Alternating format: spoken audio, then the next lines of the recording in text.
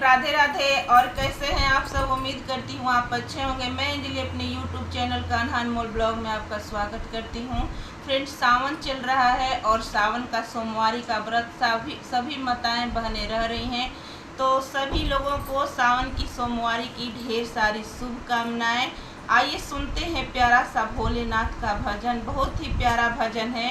Please आप video को skip करके बिल्कुल मत देखिएगा, पूरा एंड तक देखिएगा, बने रहिए मेरे वीडियो में। आइए सुनते हैं भोलेनाथ का बहुत ही प्यारा सा भजन। प्रेम से बोलिए शंकर भगवान की जय, गौरा पार्वती मैया की जय। पहली बार आए हैं तो प्लीज़ चैनल को सब्सक्राइब कर लीजिए ताकि मेरी वीडियो की हर नोटिफिकेशन सबसे पहले आप तक पहुंचे। और मेरी वीडियो पसंद आती है तो प्लीज़ मेरी वीडियो को लाइक कर दीजिए। आपकी एक लाइक से हम लोगों का, आपके एक लाइक से हमें बहुत बड़ा सपोर्ट मिलता है और इच्छा होती है कि और गाए और एक नया वीडियो आपके सामने प्रस्तुत करें।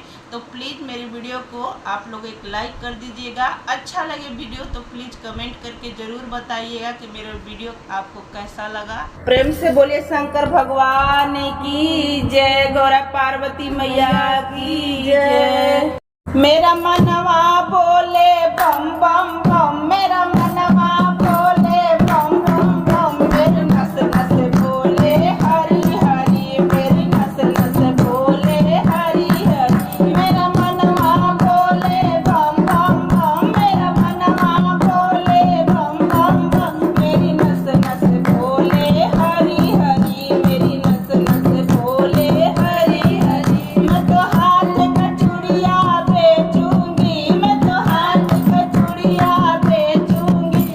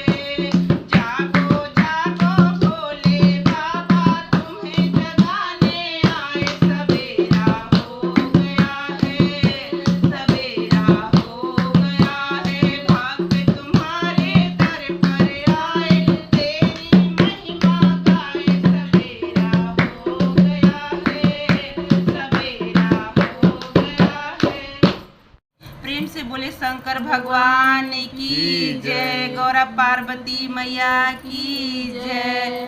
तो आइए सुनते हैं, हमारे वीडियो में बने रहिए एंड तक, वीडियो स्किप करके बिल्कुल मत देखिएगा। ले डमरू बजावत शिवा गुरु हो, चारा चावा में सोर हो गईल। ले डमरू बजावत शिवा गुरु हो, चारा चावा में सोर हो गईल। चारा चावा में सोर हो गईल, सोर हो गईल, सोर हो गईल।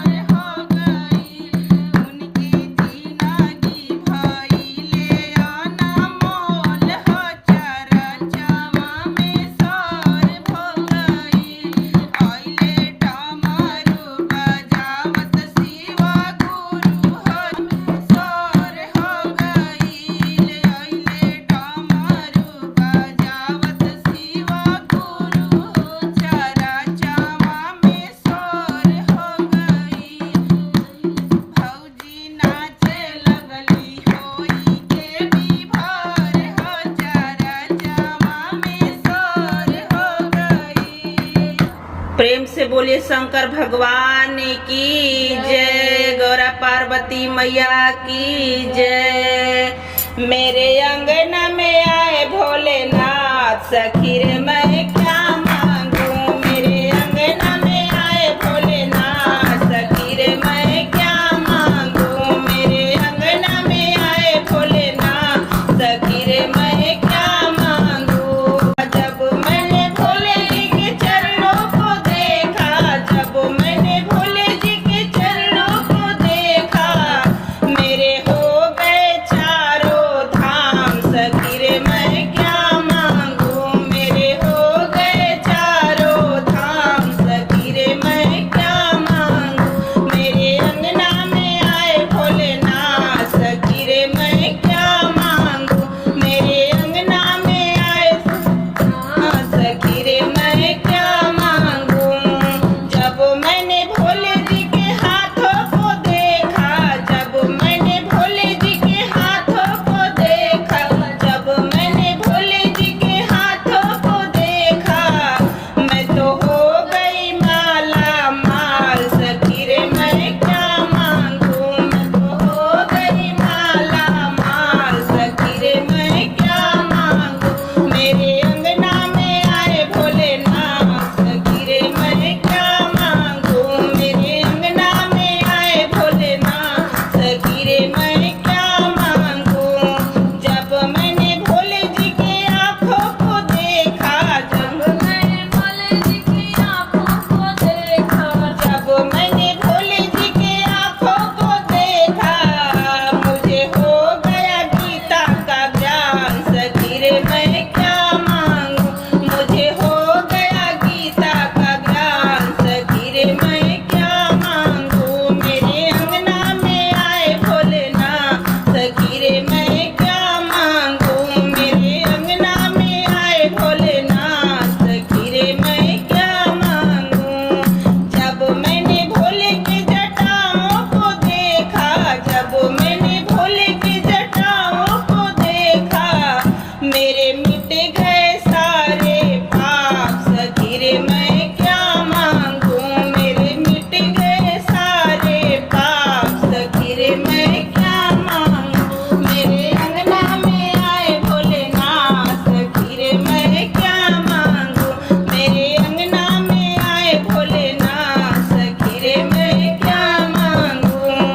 जब मैंने भोले जी के नंदी को देखा, जब मैंने भोले जी के नंदी को देखा, मैं तो हो गई भव से पार, सखी रे मैं क्या मांगू। मैं तो हो गई भव से पार, सखी रे मैं क्या मांगू। मेरे अंगना में आए भोलेनाथ, सखी रे मैं क्या मांगू। गजब करे डाला मेरे भोले ने, गजब करे डाला मेरे भोले ने, जुल्म करे डाला मेरे भोले ने, जुल्म करे डाला मेरे भोले ने। दुनिया तो गंगा नहाने को जाए, दुनिया तो गंगा नहाने को जाए, जटा में रख डाला मेरे भोले ने, जटा में रख डाला मेरे भोले ने। गजब करे डाला मेरे भोले ने, जुल्म करे डाला मेरे भोले ने। गजब करे डाला मेरे भोले ने, जुल्म करे डाला मेरे भोले ने।